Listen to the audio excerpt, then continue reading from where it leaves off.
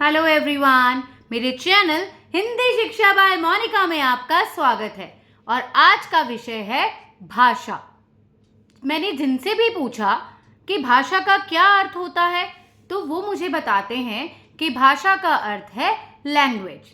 हाँ, ये कहना एकदम उचित है कि भाषा का अर्थ है लैंग्वेज। जिस भी लैंग्वेज में, जिस भी भाषा में हम एक दूसरे से बात करते हैं।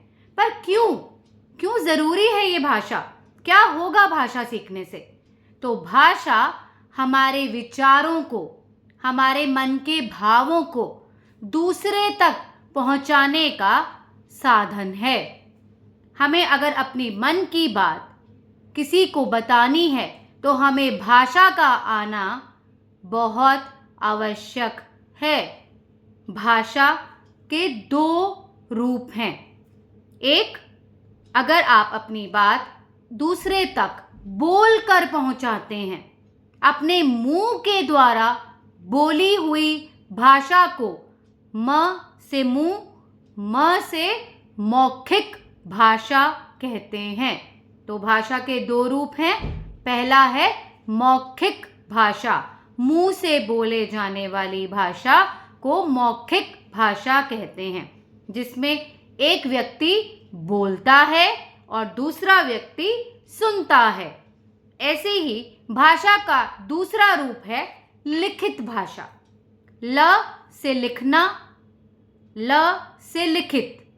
ये एक ट्रिक है इसको याद करने की कि म से मुंह, म से मौखिक भाषा, ल से लिखना, ल से लिखित भाषा। तो लिखी जाने वाली भाषा लिखित भाषा कहलाती है, जिसको लोग पढ़कर समझते हैं। जैसे समाचार पत्र, उसमें दुनिया भर की जितनी भी जानकारी है वो लिखी हुई होती है, जिसको हम पढ़कर ग्रहण करते हैं। तो हमने दूसरे के विचारों को, दूसरे की कही गई बातों को पढ़कर ग्रहण किया और उसने हमें लिखित भाषा में लिखकर दिया। ऐसे ही मौखिक भाषा में जब हम एक दूसरे से संवाद करते हैं, बातचीत करते हैं, तो दूसरा व्यक्ति अपनी बातों को कहकर बताता है और हम उसे सुनकर समझते हैं। तो ये थे भाषा के दो रूप। अब एक अन्य रूप भी है भाषा का, जो कि है सांकेतिक भाषा, जिसमें ना हम बोलेंगे ना हम लिखेंगे, बस हम क्या देंगे?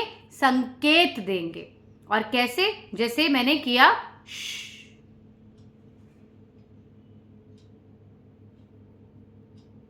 तो मेरे ये संकेत क्या कहना चाहते हैं?